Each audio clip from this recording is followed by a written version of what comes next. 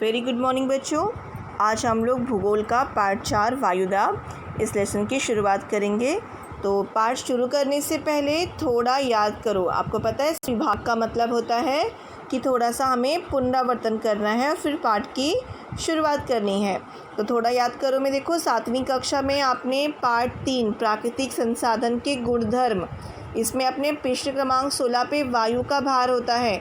आपको लक्ष्मी टीचर ने प्रयोग करके दिखाया था ना गुब्बारे वाला। तो हमको इस पाठ की शुरुआत करने से पहले एक बार वो छोटा सा प्रयोग फिर से करके देखना है। तो आपको टीचर ने बताया था ना बच्चों कि हमें एक डंडा लेना है, उस पर 2 समान भार के फूले हुए गुब्बारे बांधने हैं और फिर क्या करना है, बीच में से उस डंडे को उठाना है। अब क्या निरीक्षण करोगे, डंडा जो है वो बिल्कुल एकदम सीधी रेखा में आपको दिखाई पड़ेगा क्योंकि दोनों गुब्बारों में समान भार है। अब आपको उसमें से एक गुब्बारा जो है उसे फोड़ देना है। फोड़ने के बाद में आप क्या निरीक्षण करोगे, तो फोड़ने के बाद में आपने क्या निरीक्षण किया कि जो गुब्बारा जिसको आपने फोड़ दिया है उसकी तरफ का डंडा ऊपर की ओर उड़ गया है और जो गुब्बारा फूला हुआ है उसका डंडा नीचे की तरफ है। तो इस स्थिति से क्या समझ में आया आपको, ये समझ में आया होगा कि गुब्बारे में भरी गई हवा के कारण ही फूले हुए गुब्बारे का हिस्सा नीचे गया। इसका मतलब क्या होता है कि हवा यानी वायु का भार होता है। तो बच्चों, जिस वस्तु में भार होता है वो अपनी निचली वस्तुओं पर दबाव डालती है। वैसे ही हमारा ये वायुमंडल है। बच्चों, जैसा कि आपको इस चित्र में दिखाई पड़ रहा है, ये हमारा वायुमंडल है। वायुमंडल अर्थात पृथ्वी के चारों ओर आपको हवा का एक आवरण सा दिखाई दे रहा है इस चित्र में। तो हवा के इसी आवरण को हम क्या कहते हैं, वायुमंडल कहते हैं। तो हमारा वायुमंडल क्या है, वायुमंडल पृथ्वी के चारों और सैकड़ों किलोमीटर की मोटाई में लपटे हुए गैसीय आवरण या वायु के आवरण को हम वायुमंडल कहते हैं। तो इस चित्र में आपको क्या दिख रहा है, बिल्कुल दिखाई पड़ रहा है कि ये एक आवरण दिख रहा है पृथ्वी के चारों तरफ। तो ये हवा का आवरण है जिसे हम वायुमंडल कहते हैं। बच्चों, हमारे इस वायुमंडल में बहुत सारी परतें होती हैं, जैसे शोभमंडल, समतापमंडल, मध्यमंडल, तापमंडल और बाह्यमंडल।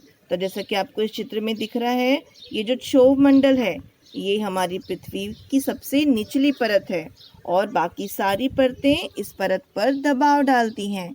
उसके कारण क्या होता है, शोभमंडल पर सबसे ज़्यादा दबाव पड़ता है।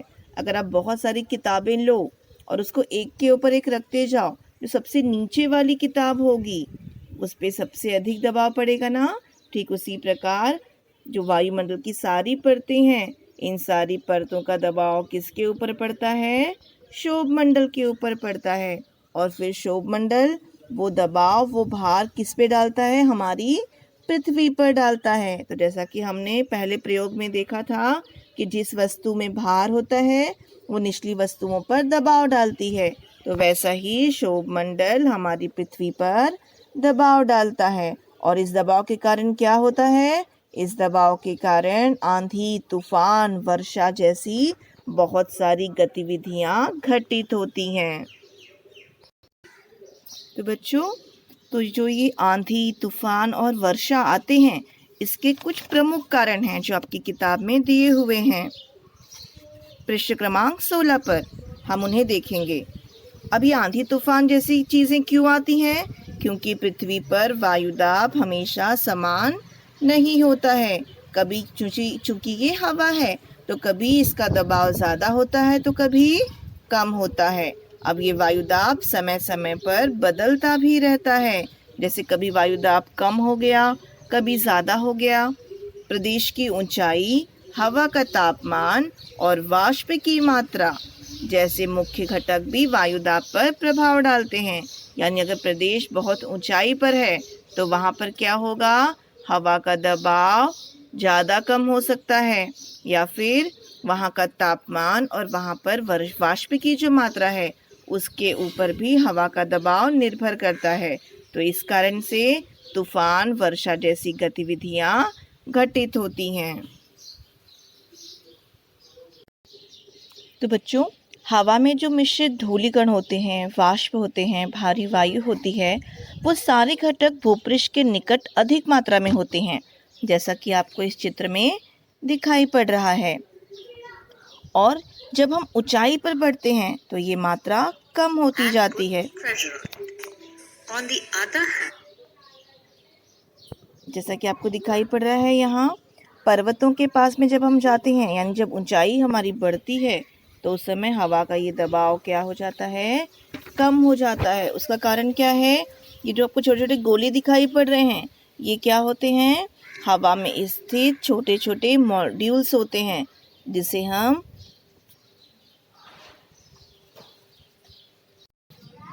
हवा के कण कहते हैं।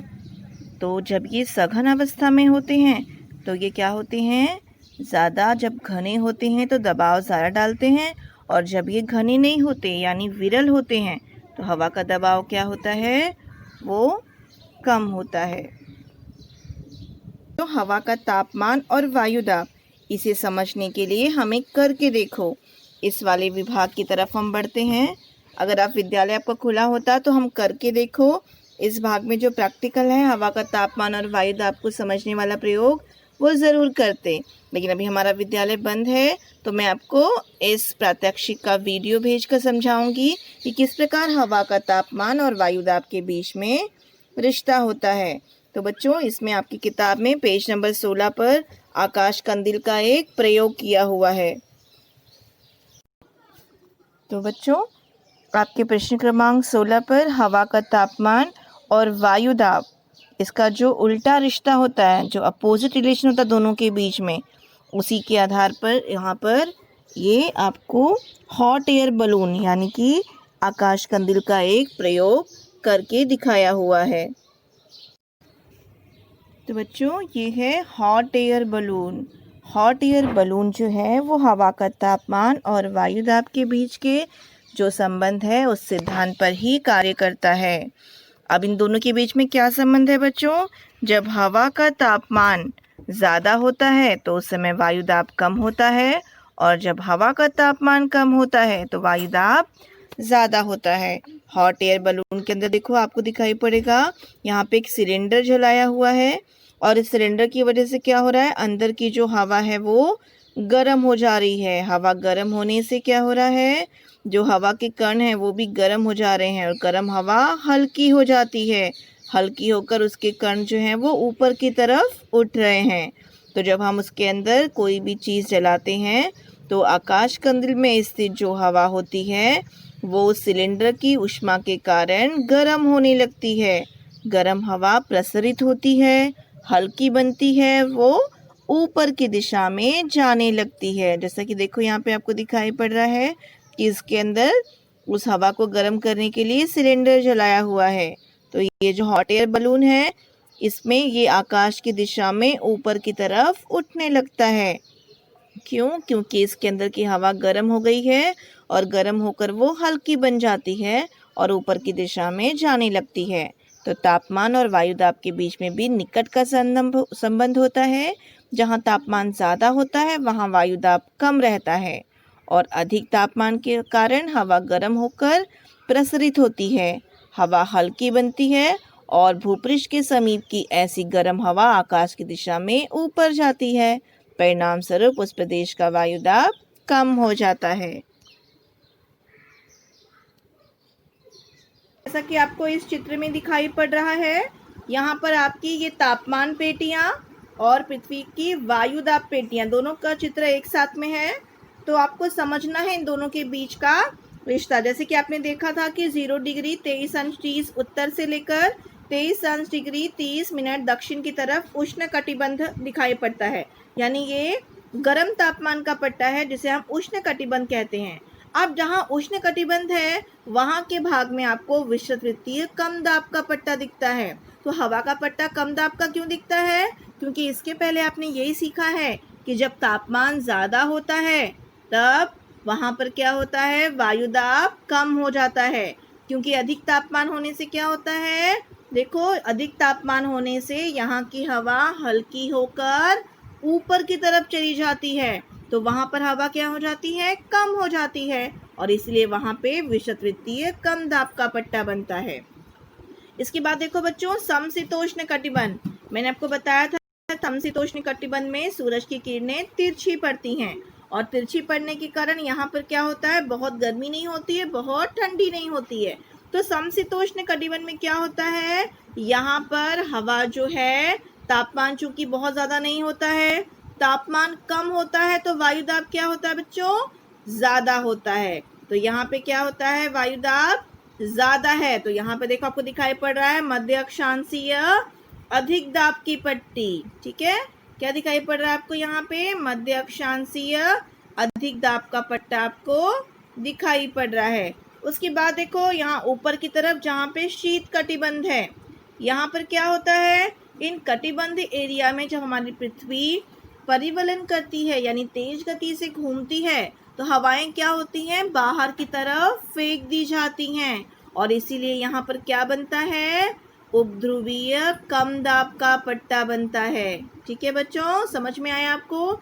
आप थोड़े से कंफ्यूज हो गए, यहाँ पर कहोगे कि टीचर ये तो शीत कटिबंध है, तो शीत कटिबंध में तापमान कैसा होता है, ठंडा होता है। तो तापमान जब ठंडा होता है तो उस समय वायुदाब क्या होगा, यानी तापमान जब कम होगा तो वायुदाब ज्यादा होगा। तो यहाँ पे वायुदाब ज्यादा क्यों नहीं है, क्योंकि ये कौन सी अवस्था है, उपध्रुवीय कम दाब का पट्टा। आप देखो ये ध्रुवीय नहीं है, बल्कि क्या है, उपध्रुवीय है। तो उपध्रुवीय में चूंकि पृथ्वी के गोल गोल घूमने के कारण उसका सबसे अधिक मात्रा में जो घूर्णन की अवस्था है, उसका प्रभाव इस उपध्रुवीय पट्टे पर ही पड़ता है, और हवाएं बाहर की तरफ फेंक दी जाती हैं, इसीलिए इस पर उपध्रुवीय कम दाब का पट्टा बनता है। अब देखो लास्ट में आपको दिखाई पड़ रहा है ये ध्रुवीय अधिक दाब का पट्टा। तो चूंकि मैंने आपको पहले बताया था तापमान पट्टे में कि ध्रुवों पर क्या होता है, सूर्य किरणें बिल्कुल तिरछी पड़ती हैं, तो एकदम तिरछी पड़ने के कारण यहाँ पे कैसा होता है, तापमान एकदम कम होता है, मतलब एकदम ठंडी पड़ती है तो तापमान एकदम कम रहता है। तो तापमान कम होगा तो वायुदाब क्या होगा, ज्यादा होगा, इसीलिए यहाँ पे वायुदाब की पेटी क्या दिखाई पड़ती है, ज्यादा वाली, यानी अधिक दाब की पेटी, इस उत्तरी ध्रुव पर भी और इस दक्षिणी ध्रुव पर भी। तो आपको समझ में आ गया होगा कि जैसा रिश्ता तापमान और वायुदाब में होता है, यानी तापमान कम तो वायुदाब ज्यादा, वैसा ही रिश्ता तापमान की पेटियों और वायुदाब की पेटियों में होता है, और इसी रिश्ते के कारण बहुत सारी हवाएं चलती हैं। तो हवाएं कैसे चलती हैं वो हम लोग अब देखेंगे।